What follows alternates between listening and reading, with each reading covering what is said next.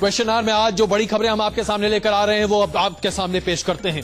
सबसे पहले हम आपको यह दिखाना चाहते हैं कि कैसे उत्तराखंड में जो त्रासदी आई है उस पर मची है राजनीति, और राजनीति मची है नरेंद्र मोदी और राहुल गांधी के बीच। तो सबसे पहले ये कि आखिरकार इन दोनों नेताओं के उत्तराखंड के दौरे को लेकर इतनी हाई तौबा क्यों है? क्या नेताओं का दौरा आम आदमी की सुरक्षा से कहीं ऊपर है?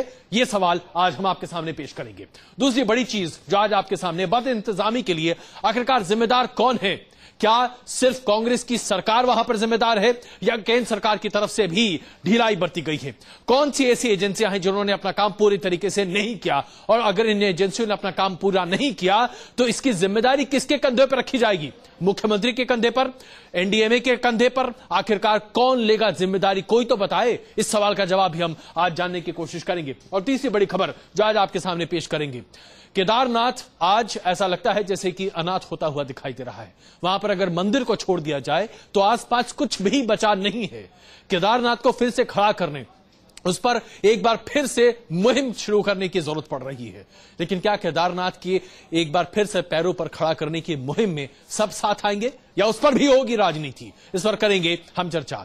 लेकिन इससे पहले कि आज हम अपनी बुलेटिन की शुरुआत करें और तमाम राजनीतिक पहलू पर चर्चा करें, हम आपको दिखाने जा रहे हैं 3 तस्वीरें। आइए अब आपके सामने पेश करते हैं 3 तस्वीरें कि आखिरकार कैसे तबाही और बर्बादी का यह मंजर आपके सामने है। तो सबसे पहले सोनप्रयाग की तस्वीरें आपके सामने पेश कर रहे हैं। आप देखिए कि कैसे यहां पर स्थिति विकट होती हुई चली जा रही है। ये मलबा जो आज आप देख रहे हैं, ये जो पूरा इलाका जो आप देख रहे हैं, ये एक जमाने में शहर हुआ करता था सोनप्रयाग। यहां पर अच्छी खासी आबादी रहा करती थी, ये मुख्य बाजार है, और अब वहां पर जो स्थिति बनती हुई दिख रही है वो यहां पर बचाव और राहत का काम जो चल रहा है वो भी हम आपके सामने पेश कर रहे हैं। पुनीत पनेजा हमारे संवाददाता यहां पर पहुंचे थे और उन्होंने पल पल की रिपोर्ट आपके सामने पेश की है जो हम आपको दिखा रहे हैं।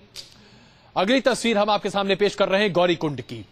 गौरीकुंड जहां से एक तरह से केदारनाथ या बद्रीधाम जाने का रास्ता निकलता है। पूरी तरीके से व्यस्त ये इलाका आज चारों तरफ से तबाह और बर्बाद नजर आ रहा है।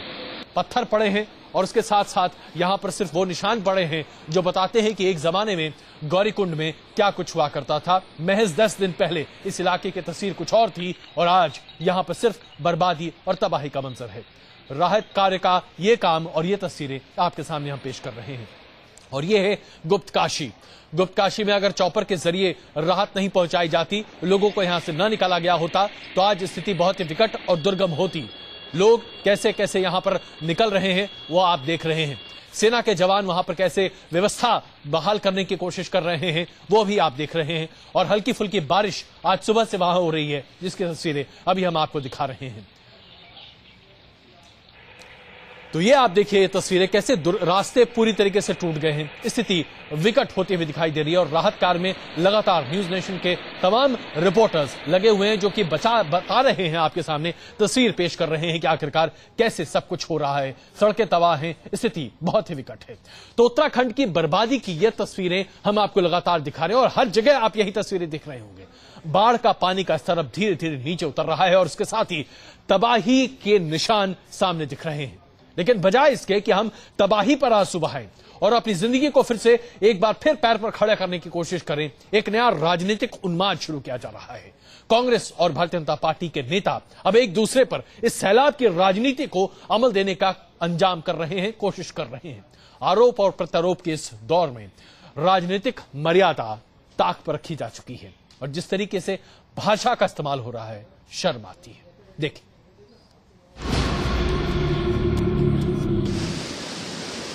उत्तराखंड में आफत की बारिश के बाद बाढ़ का पानी जितना ऊपर गया था, नेताओं के बीच बयानबाजी का स्तर उतना ही नीचे गिरता जा रहा है। उत्तराखंड में हजारों लोगों ने अपनी जान गंवाई। तबाही की तस्वीरें सामने आने के बाद नेताओं ने शुरुआती दौर में खुद को बयानबाजी से दूर रखा, लेकिन अब उनके बीच राहत का श्रेय लूटने की होड़। इन सब सारे विषयों को लेकर जो कांग्रेस के द्वारा राजनीति की जा रही है उसकी जितनी भी निंदा की जाए वह कम है। उत्तराखंड में जो हुआ है वो राजनीति का विषय नहीं है। राष्ट्रीय संकट जब आता है तो उसकी राजनीति, उसके ऊपर जात धर्म आधार और प्रांत के आधार पर राजनीति नहीं होनी चाहिए। कांग्रेस और बीजेपी एक दूसरे पर संकट की इस घड़ी में राजनीतिक फायदा तलाशने का आरोप लगा रहे हैं। बीजेपी आरोप लगा रही है कि केंद्र और राज्य सरकार ने उत्तराखंड में आपदा प्रबंधन का काम सही तरीके से नहीं किया। वहीं कांग्रेस का निशाना सीधे बीजेपी की दुखती रग यानी कि नरेंद्र मोदी पर है। कांग्रेस जहां राहत कार्य के लिए अपनी पीठ थपथपा रही है, वहीं नरेंद्र मोदी के दावों पर सवाल भी खड़े कर रही है।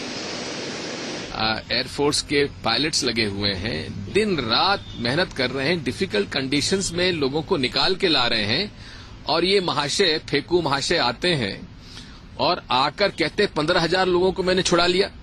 यार इतना झूठ मत बोलो मोदी जी। चरित्र, चेहरा और चलन कांग्रेस पार्टी का दिखाई दे रहा है, और दिखाई दे रहा है कि वो कितना रुपये के माफिक गिर सकते हैं। मोदी के दावों पर सवाल खड़े करने वाले दिग्विजय सिंह इन सवालों का कोई जवाब नहीं दे पाए कि उत्तराखंड के लिए कांग्रेस ने जो राहत सामग्री रवाना की थी, उसके प्रचार की जरूरत क्यों पड़ी। उत्तराखंड में बाढ़ और तबाही के बाद मुख्यमंत्री विजय बहुगुणा सवालों के घेरे में हैं। आरोप उनकी कार्यशैली पर भी लगे हैं, लेकिन वो अभी खुद को मशरूफ बताते हुए किसी भी सवाल का जवाब देने से बच रहे हैं। देखो, इसमें किसी विवाद में मेरे पास पड़ने का समय नहीं है। उत्तराखंड में मची तबाही के दर्द से जब पूरा देश कराह रहा है, ऐसे में कांग्रेस और बीजेपी के बीच चल रही ये राजनीतिक बयानबाजी शर्मनाक स्तर तक पहुंच गई है। अपने बयानों से एक दूसरे को नीचा दिखाने की नेताओं में होड़ लगी है। इस होड़ के अभी और आगे जाने की पूरी संभावना है।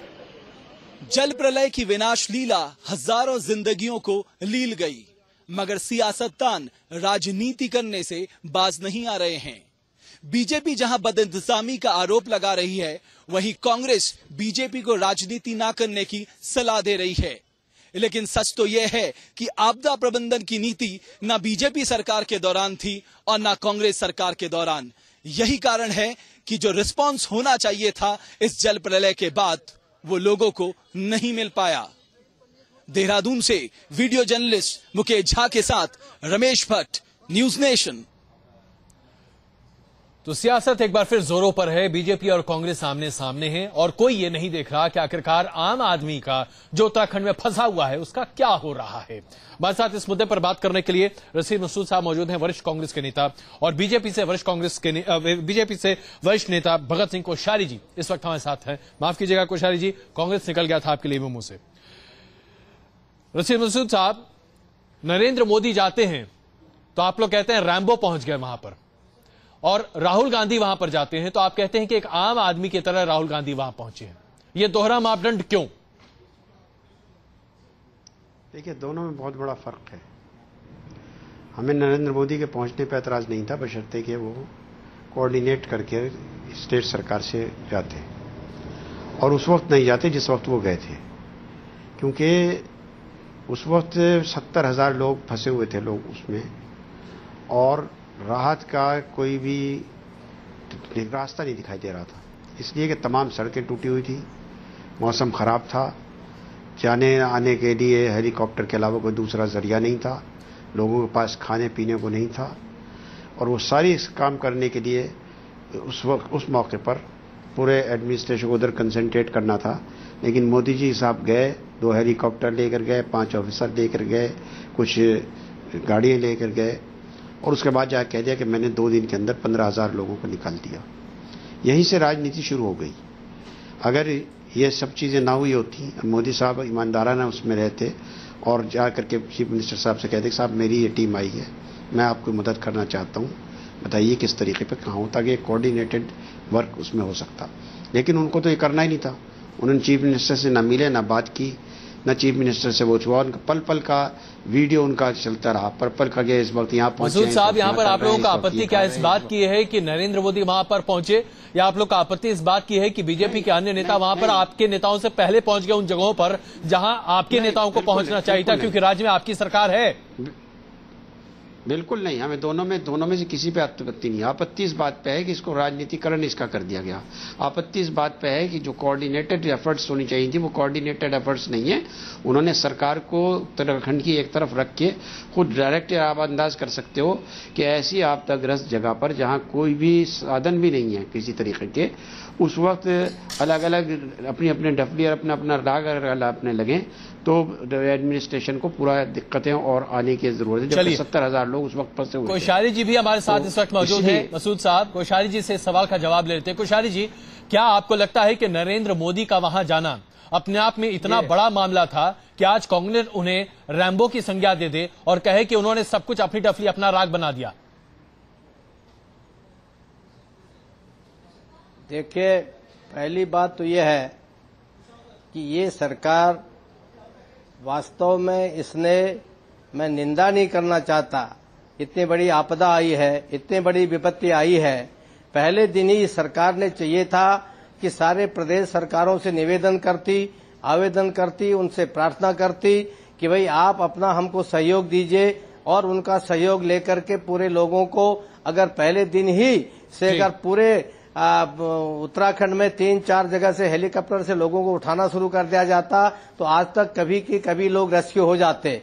ये सरकार में कोई तो लीडरलेस सरकार है, इसमें नेतृत्वहीन सरकार है और यदि यहाँ कोई इनको सहायता भी करना चाहता है तो ये कहते हैं कि साहब हम इनकी सहायता नहीं लेंगे। कोई आता है इनके पास सहायता करने के लिए, अपने यहाँ के लोगों को ले जाने के लिए। कोश्यारी जी, कांग्रेस का तो आरोप है कि नरेंद्र मोदी ने मुख्यमंत्री से मुलाकात भी नहीं की और वो मदद भी नहीं देना चाहते थे। मेरी बात आप पहले ध्यान से सुन लीजिए। नरेंद्र मोदी जी, कल मैं पैदल चल के गौरीकुंड गया हूं, ये लोग सब हवाई यात्राएं कर रहे हैं। गौरीकुंड पैदल गया और कल परसों मेरे साथ नरेंद्र मोदी का एडिशनल डीजीपी था और अफसर थे। पैदल जाकर के भी देखो हमारे लोग कहाँ हैं, इनके अफसर कोई पैदल नहीं गए। मेरे गांव के लोग, वहां के लोग मुझको कह रहे थे कि साहब आप यहाँ पैदल इस वृद्धावस्था में 72 साल की अवस्था में आप यहाँ आ रहे हैं, हमको इनके पटवारी के भी दर्शन नहीं हुए। जब ये लोग शासन अपना इंतजाम खुद नहीं कर सकते और नरेंद्र मोदी के नाम से इनको कोई फोबिया हो गया क्या, कोई इनको क्या मोदी फैलिया हो गया क्या? मुझे नहीं लगता कि ये कोई सोचने का विषय है। मैं सोचता हूँ कि ये मुख्यमंत्री को शायद उत्तराखंड के कोई संस्कार नहीं है। आज इन्हीं की जगह नारेंद्र तिवारी होते, वो तो कांग्रेस के हैं, तो वो कहते हैं नरेंद्र भाई तुम आओ हमको सहयोग करो। लेकिन मसूद साहब है ही नहीं। नारायण दत्त तिवारी अगर होते तो आपके मौजूदा मुख्यमंत्री से कहीं बेहतर होते। और ये बात विजय बहुगुणा जी के लिए बार बार कही जा रही है। राजनीतिकरण, एक मिनट सुन लीजिए। अगर नारायण दत्त तिवारी होते तो इस वक्त ये कोश्यारी जी उस वक्त कहते कि नारायण दत्त तिवारी की जगह अगर कोई दूसरा मुख्यमंत्री होता तो उससे ज्यादा बेटर काम करता। ये तो पॉलिटिकल बातें होती हैं। ये तो क्या मसूद साहब, क्या आप लोगों को मोदी फोबिया है? नहीं, फोबिया तो हमें किसी का नहीं है, ना मोदी का फोबिया है ना किसी दूसरे का फोबिया है। लेकिन मोदी का जो तरीका काम करने का जो पूरी तरह से मोदी फोबिया आपको, उसका नाम आपको लेकर के आपको रूह कांपती है आपकी। अगर आपके पास उसका कुछ इलाज है तो वो इलाज बता दीजिए, हम वो कर लेंगे।